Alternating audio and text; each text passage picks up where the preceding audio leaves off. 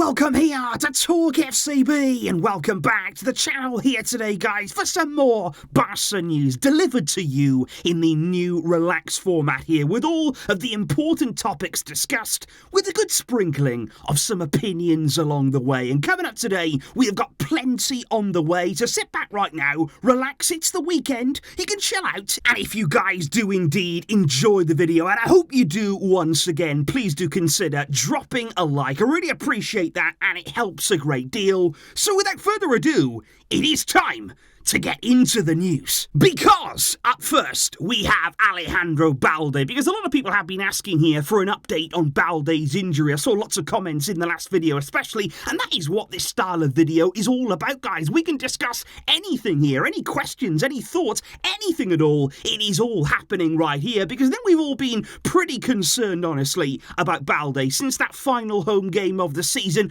The shocking tackle, it really was a horror tackle that went in on him, and that left him in serious pain there. There was real panic around Balde. He was rushed there from the field and really bad signs, and it was later confirmed that Balde had suffered a serious ankle injury that would rule him out for between 6 to 7 weeks of action over the summer. Now, it is important to note though, guys, although it was a pretty heavy knock there to the ankle and it was a bad looking injury, it wasn't as serious as it could have been. A lot of people are sort of asking the question here, will he be the same player when he comes back? Is it going to be an injury there similar to Ansu Fati's? Could it be that detrimental there to him? But it's nothing like that. That's really important to note here. It is nothing like Ansu's injury at all. It's an ankle injury here, and it's not as serious as it could have been. Now, 6 weeks from when that injury happened would mean that Balde should have been back in time for the start of pre-season. And I think it's great because the latest word is that Balde actually shortened his holiday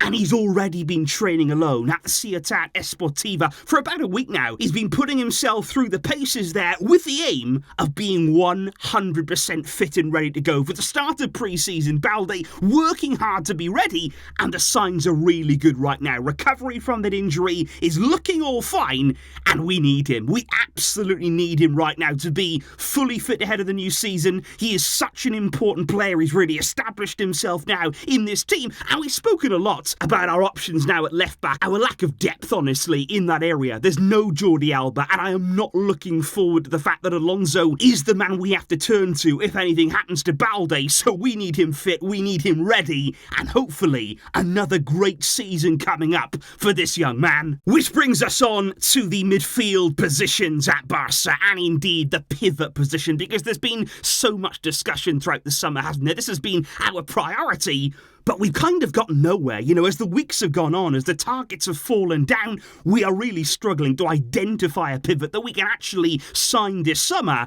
And I want to talk to you about Oriol Romeu. Barça right now are negotiating very hard with Girona. They've been speaking with them for a number of days this week, and of course everything there should be all agreed with the player himself. He wants to come, of course he does. And I want to talk about Romeu and the kind of player that he is, because honestly, guys, it wouldn't be a signing for me that sets the world alight. You know, this is not a world-beating midfielder. That's not really news to anybody. No disrespect to Romeu, but obviously he wasn't our first choice. That is not a secret to anybody. And if we're being really honest, he probably wasn't even among our top 5 pivot targets at the start of the summer. There was plenty of players that were ahead of him in the queue, but now we've ended up here. And I think when you look here at the potential deal, you know, there's a low release clause going to be less than 10 million euros. Barca want to pay less and less for him. And I think what you'd basically be getting in Romeu, if we do sign him this summer, is kind of what you pay for. You get what you pay for, because you'd be getting somebody here who does know the league. He is experienced. He's at a good stage of his career there. He's seen a lot. He's had experience there in multiple leagues, and you'd imagine as well that Romeu would arrive on pretty low wages to go with that,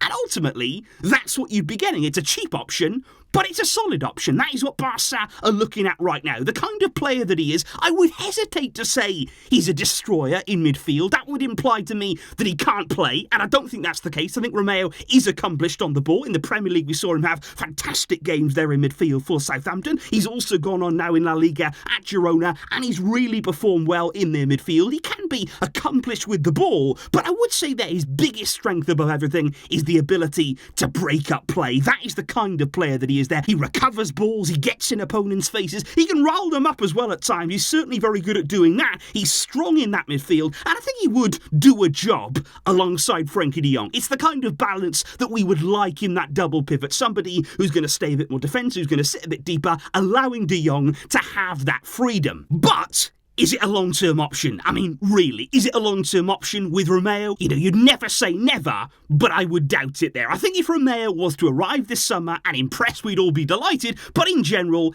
it is looking like a sort of short-term signing. Just like when we talked about Dani Parejo, it would seem as though here we're getting somebody in, we're adding an option, we're giving Xavi something this summer until we can go out, maybe next summer, and be in a better position to get one of our main pivot targets. Now, on Nico Gonzalez, guys, we speak about him, about the fact that why aren't Barca really looking to him? Why aren't they trusting him at all to maybe he could step in and be a pivot option? Now, apparently, Deco and Almani, two of the big brains there inside of the club and indeed the board, they like Nico. They would maybe like to see Nico get an opportunity in that pivot position at Barca to save us as well some money this summer.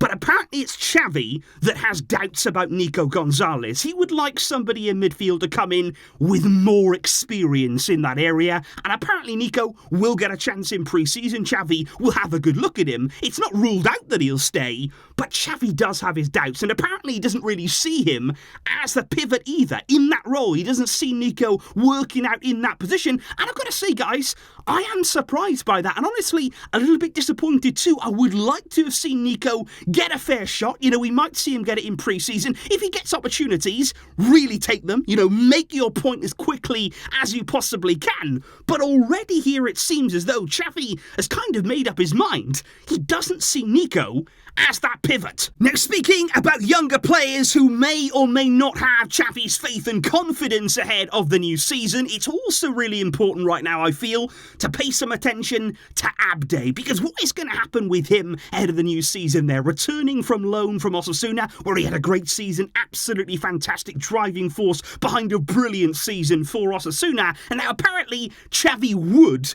like to count on Abde. He would like to have him available in his squad as an option, because we don't have many, do we, on that left-hand side? In terms of a left winger, we haven't signed anybody this summer, we haven't brought anybody new in. Abde, for me, would definitely add to our squad and add to our options, but the feeling I get here is two things. Number one, I don't think Abde wants to come back to Barcelona to just be a bit part player. I don't think he wants to come here and just sit on the bench for most of the season, to not get many opportunities, and ultimately to stall the progress that he's been making. He was playing so much football last season, he was impressing. He wants a fair chance at Barca, I feel, and he'll only want to come back if that's going to happen. But I also wonder about number two as well.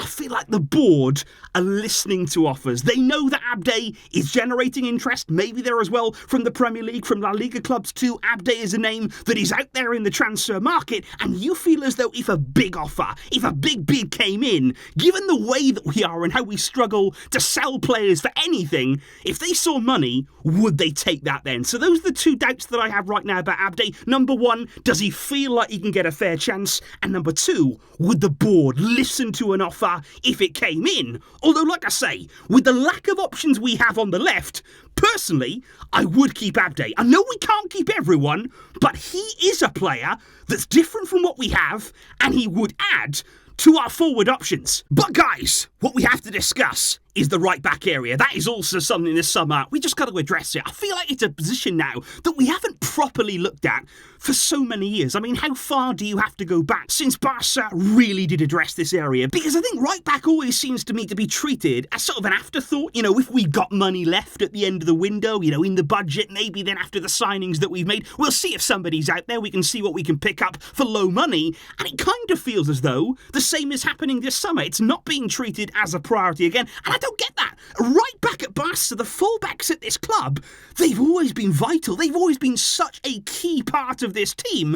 And I think we need to seriously here think about what we're doing in that area. We need somebody, and that is why right now, Ivan Fresneda, 18-year-old right back at Valladolid, he is the primary target right now. Barça, we know, have a serious interest in him, and there's plenty of interest as well from the player in joining Barça. But what we're waiting on right now is talks between Barça and Valladolid, because we don't want to pay, surprise, surprise, the 20 million release clause that it would take to get Fresneda. We want him for less than that amount, and negotiations are currently ongoing. Now, on Fresneda, guys, I do like him. I do think he's a big talent in La Liga. I thought he had a very solid season in a struggling team as well. Don't forget, last season, Valladolid were relegated. Fresneda did what he could in that team, and also throughout the summer here, he's also been playing for Spain's under-19 team and also impressing in those championships this summer. And I do think there's real potential there that if we can fully maximise that, any fee that we could get him for under 20 million this summer, it could prove in the end to be an absolute bargain. But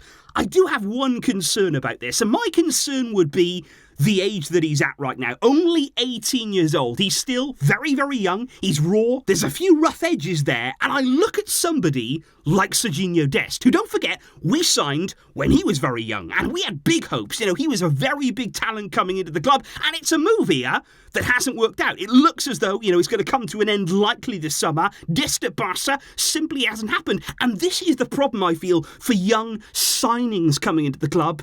They sink or they swim. You get a lot less time if you're a young player being signed for the club as opposed to a young player who's come through the ranks at Barça. If you're from La Masia, you're likely to get a few more opportunities, a few more seasons to prove yourself before they sort of cut their losses. But if you're a young player being signed, you get less patience. So that is why right here at the start of the summer, when we were linked with Cancelo, for example, I was more inclined to go for him. I know that it was more expensive, and right now we simply cannot afford that deal, but I just liked here the way that he was in his prime years. Somebody who could have come in and hit the ground running immediately.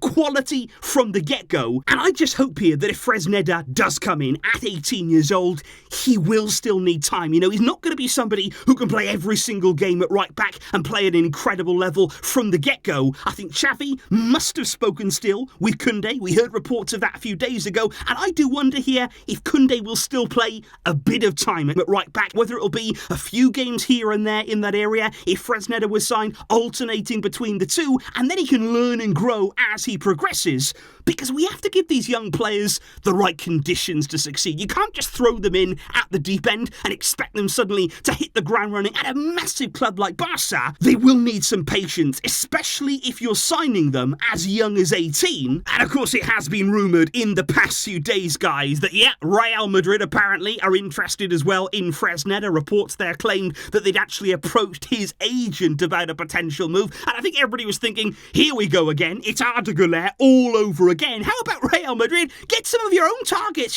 go and draw up some of your own plans. And probably Real Madrid fans would come back to me now and say, okay, we've got one of our own. It's Mbappe. Are you going for him? Can you get him?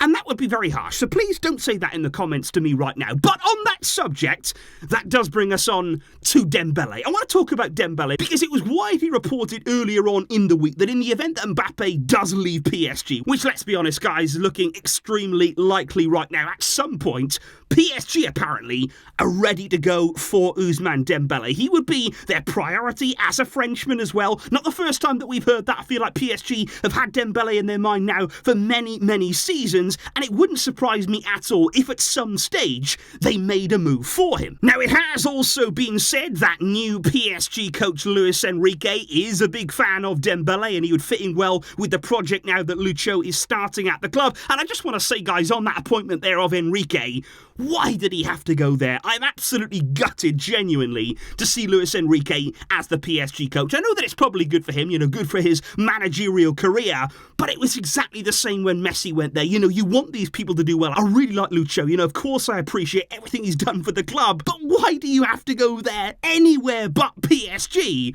But on Dembele, guys, this summer we know that he has a €50 million clause in his contract, and Dembele's agent actually met with the club at the end of June. In that meeting, Moussa Sissoko informed the club that release clause is not going to be activated this summer. His current contract, of course, let's not forget, expires in 2024, and we do know that Barça are still progressing with talks, still talks going well with Dembele about a brand new contract at the club until 2028. A long-term deal it would be, and talks are going quite strongly right now. But here's the thing right now, and this is the discussion on Dembele, because when you hear rumours like this about a club wants Dembele, tracking Dembele, thinking about paying a release clause maybe of Dembele, some people, quite a few people will come and say, take the money. Why don't you just cut your losses with Dembele, sell him, get something in, take 50 million, for example, and be happy with that? And a lot of people are frustrated at times, with Dembele's end product, of course, with the injury problems, and I get that, because I think actually, of all the players at Barca, Dembele is probably the one player who at times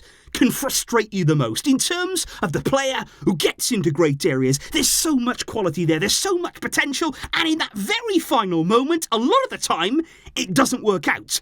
But in the same breath, he's also one of the few players at Barca who can truly get you off your seat. At times, when he's in the right zone, when he's fully fit, as we know, he can be a devastating player in that forward line. So the question that I would ask you guys is, if you're one of those who's saying, okay, take the money and run, take 50 million and be happy with it, could you replace him? Could you actually replace the quality of Dembele for 50 million euros? Who would you sign then with that money? Let me know in the comments down below. Or maybe would you just put your faith at the right wing position in Raphinha and in Ferran Torres? Would you be happy to just survive with those two players with no Dembele if you wanted to use that money elsewhere? So hypothetically, guys, let me know what you can do. But I just think Xavi sees Dembele as one of the players in his team who can be the difference maker. I think he sees Dembele differently to nearly any other forward in the world. He loves the way that he can stay wide, go 1 versus 1. I think he really does suit Xavi's style of play, but we are still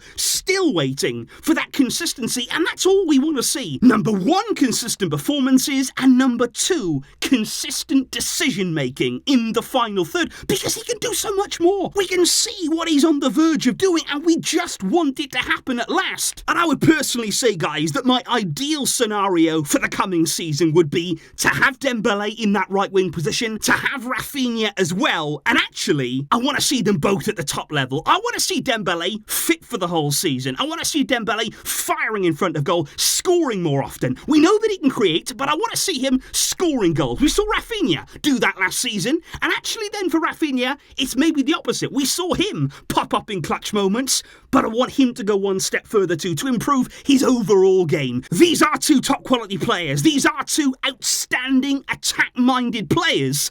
But there's more to come from both of them. Xavi's job now is to extract every drop of potential, every drop of quality, and in the coming season, having both of them fit, ready, available, and pushing each other. That is what we want, and that's what we need. So indeed, guys, that right there is the latest Barca news as it is happening right now, and those as well are some opinions for you to get your teeth stuck into today. But what I would like to know in the comments down below, what do you think? What are your opinions as well? That is really, really important here. I want to know, guys. Let me know in the comments down below on all of the topics that we have discussed in today's video. And also, equally as importantly, let me know what you want me to discuss in the next there. Any questions that you may have, something that you want to know more about, want to know an opinion on. This is what it's all about here. Getting involved together in the community. Absolutely fantastic stuff, guys. Thank you indeed for tuning in, for getting involved, and for all of your phenomenal support. I will be back soon with all the news, with all of the latest. You can count on that. But until next time, as always, Visca El Barça.